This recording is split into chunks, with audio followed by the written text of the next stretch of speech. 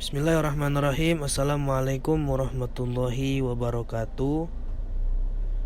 Pada video kali ini saya akan menjelaskan tentang esai yang saya buat mengenai cara meningkatkan keterampilan dalam berpresentasi.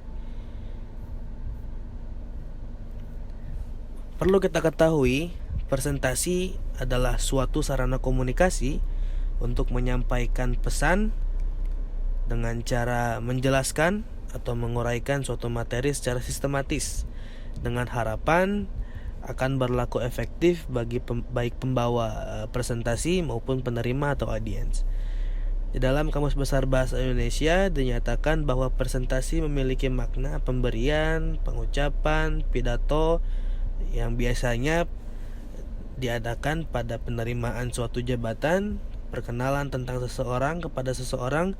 Nah, biasanya kedudukannya lebih tinggi, atau penyajian, atau juga pertunjukan seperti sandiwara, film, dan sebagainya. Pemaparan tersebut mengisyaratkan bahwa presentasi merupakan suatu proses komunikasi yang dilakukan oleh komunikan dengan tujuan menyampaikan atau menyajikan pesan kepada audiens dengan cara menjelaskan proses komunikasi tersebut merupakan salah satu aspek keterampilan berbahasa atau berbicara. Di dalam presentasi pun terdapat tujuan. Nah, tujuan presentasi akan menentukan strategi presentasi. Secara umum, tujuan ini bisa berbentuk untuk informasi, bisnis, hiburan, maupun meyakinkan pendengar sejalan dengan tujuan akhir tersebut. Strategi pembicaraan akan berbeda antara tujuan yang satu dengan tujuan yang lainnya. Nah, dalam cara meningkatkan keterampilan dalam berpresentasi pun ada cara menulis bahan presentasi. Nah, di dalam penulisan bahan presentasi perlu diperhatikan juga. Yang pertama itu ada aktualitas atau aktualitas itu artinya kemampuan mengemukakan pendapat perihal-perihal yang baru dan tidak ketinggalan zaman. Nah, yang kedua ada konsepsional, yaitu memberi keluasan wawancara, jangkauan pandangan, visi ke depan, dan konsep-konsep yang bersumber pada gagasan yang segar. Jadi tidak lawas ya. Kemudian yang ketiga ada faktual, atau menyajikan data-data yang sebenarnya, kebenaran, data bukan merupakan fiksi semata. Dan yang terakhir ada kontekstual, atau memperhatikan relevani antara tema yang dipilih dengan materi yang akan disajikan.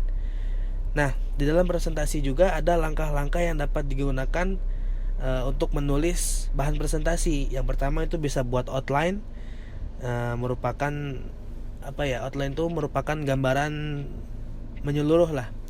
Yang kedua bisa buat ringkasan makalah, dan yang terakhir persiapkan bahan pustaka, referensi pendukung, dan juga data statistik. Yang selanjutnya ada bagaimana cara etika dan norma dalam berpresentasi ya. Nah, dalam melakukan presentasi itu harus sesuai dan mematuhi norma-norma yang berlaku juga. Kepatuhan terhadap etika dan norma presentasi akan menentukan menarik atau tidaknya penampilan seorang penyaji dalam menyampaikan materi.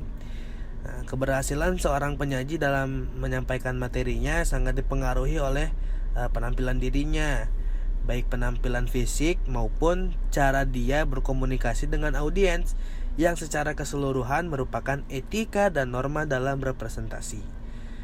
Nah, ada beberapa hal yang perlu diperhatikan dalam penampilan diri terkait dengan etika dan norma dalam presentasi. Nah, kita uraikan sebagai berikut. Yang pertama ada cara berpakaian.